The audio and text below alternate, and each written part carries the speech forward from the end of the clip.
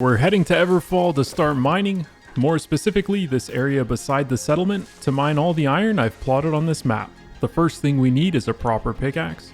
I'm headed to the trading post and I'm going to buy the best iron pickaxe I can afford. This one has 142% gathering speed. It's a bit pricey, but we're going to need it if we want to beat out the competition. Now that it's equipped, we can salvage our flint chisel and head out. I've already done a full run. Mining's gone from 0 to 32.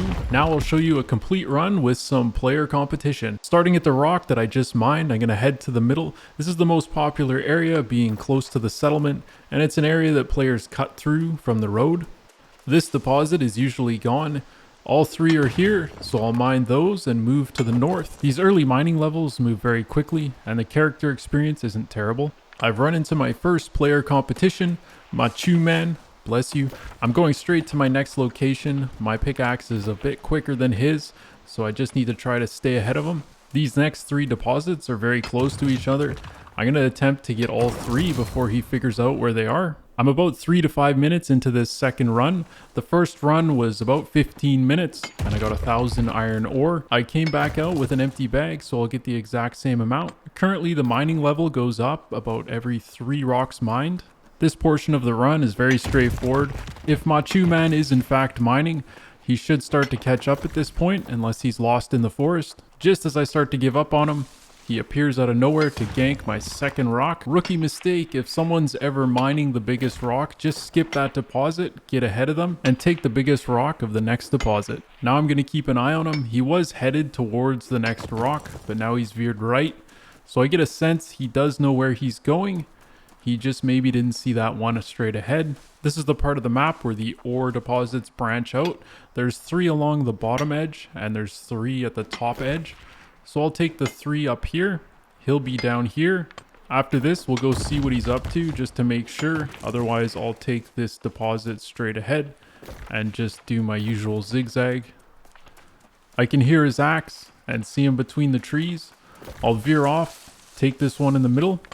Then I'll hit the last one at the top and it'll be a race to the finish. I've become more familiar with where the iron deposits are and can mark them on the map with some accuracy. Usually you can see them from the distance as you approach. If not, you can also rely on your compass, which starts tracking them at about 20 to 25 meters away. My guess is Machu Man's down here, so I'll head to the very last deposit at the end. At character level 11, you still get okay experience, although it seems to be completely random. I'm at the last rock, no sign of Machu Man, and then out of nowhere, I make my own rookie mistake. After the large rock, I take the 3rd largest, and he gets the 2nd largest. So that's a win for Machu Man. But I'm going to head back, and for some reason, he didn't get this one. At this point, I'm heading in the direction where I think the iron has spawned back. They take about 5 minutes to respawn. The first one I get to isn't quite back yet, so I'll move on and head towards the beginning of the run. Hopefully I come across something. The next one I make it to has one of the rocks back, and then the big one spawns immediately, so I know I'm on the right track, and my bag's almost completely full. This run, there's a lot less players than expected. Most of the ones I saw were just cutting through the area, but it really doesn't matter. There's plenty of iron for everyone, and it spawns back pretty quick. Should be able to fit one more deposit in my bag. Finally, after 2 runs and approximately 30 to 40 minutes, I've hit level 45 for mining. I can now mine gold and track oil, but before then I'm going to upgrade my character, my tools, and get mining to 100 with iron runs. First, let's illustrate how levels per run is going down. This one got 13. As the experience per level goes up, the levels per run is going down. To help with this, I'll take quests in the territory where I do the majority of mining, allowing me to increase the gathering rate and experience gain, which applies to character leveling, allowing me to progress slightly quicker towards using better tools. My primary attribute is strength, which adds mining perks as you reach each milestone. These passive upgrades will help, but the most significant increase is going to come from a better pickaxe. For a change of scenery, I take every quest I can get and head out with the goal of reaching level 20 so I can start using steel pickaxes.